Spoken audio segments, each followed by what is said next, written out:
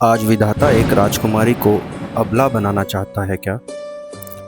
आज परिस्थिति माता को हत्यारण बना देगी क्या? विवश होकर कुंती अपना सिर महल की दीवार पर धड़ाधड़ पटकने लगी। उसके मस्तक से रक्त की एक फुहार छूटी। धात्री ने आगे बढ़कर बलपूर्वक उसको पीछे खींचा। अपने अंशुक से उसका मस्तक पोंछती हुई वह बोली, राजकुमारी, यह रक्त दीवारें रंगने के लिए नहीं है। इस रक्त से वीरों का निर्माण होना चाहिए। इस रक्त की ही शपथ है आपको। अब एक शब्द भी मत बोलिए और धैर्यपूर्वक मेरे साथ चलिए। मुंह में आंचल ठूसकर कुंती रोने लगी। धात्री पेटिका उठाकर आगे आगे चलने लगी। सारा महल प्रातःकाल की मधुर निद्रा में लीन था। बाहर झंझावात अब कुछ ठहर गया था। जैसे ही वे सुरंग के पास आई, पत्थर की खूंटी उसने दाईं ओर घुमाई। सुरंग का द्वार एकदम खुल गया। वह सीढ़ियों पर उतरने लगी। जीवन एक भयंकर सुरंग है। उसे भी आज उस सुरंग में पैर रखना पड़ रहा था। राज स्त्रियों की सुरक्षा के लिए बनाई गई सुरंग आज मैं अपनी सुरक्षा के लिए उसका उपयोग कर रही थी। लेकिन कितने भिन्न अर्थ में, कितने भयंकर अर्थ में। आज मातृत्व ने परिस्थिति के सम्मुख सिर झुका दिया था। आज कुंती के जीवन को नित्य खोखला करने वाला एक सत्य तैयार हो गया था।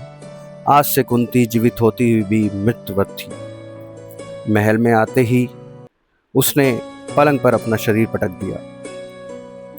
अत्यंत क्षीण आवाज में धात्री से कहा, नगर के चतुर मछुए को बुलाओ और वह पेटिका किसको मिलती है इसका पता लगवाओ। मुझको अकेली छोड़कर तुम इसी क्षण यहाँ से जाओ, चलती बनो। मैं एकांत चाहती हूँ। मैंने अपना मुख पंखों के उपधान में छिपा लिया।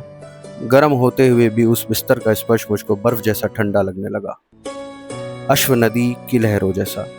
सिसक सिसक कर रोते समय रहस्य के प्रकट होने के भय से वह आवाज भी नहीं निकाल सकती थी।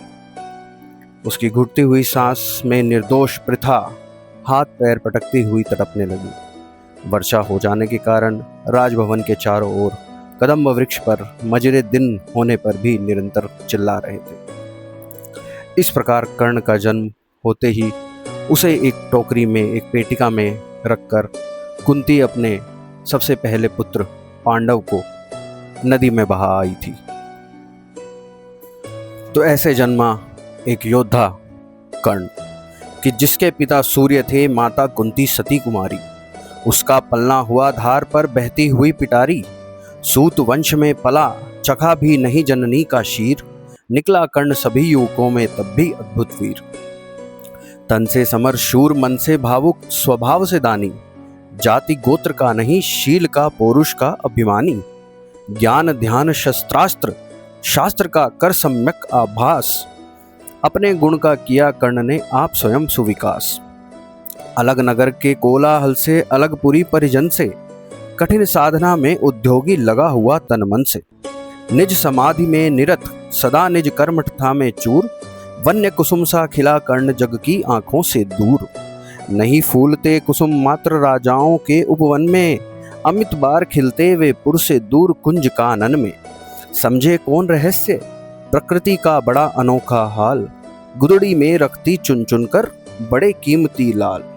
तो इस प्रकार आपने सुना कर्ण का परिचय। अगले भाग में हम सुनेंगे कर्ण का रंगभूमि में प्रवेश। जय श्री कृष्णा।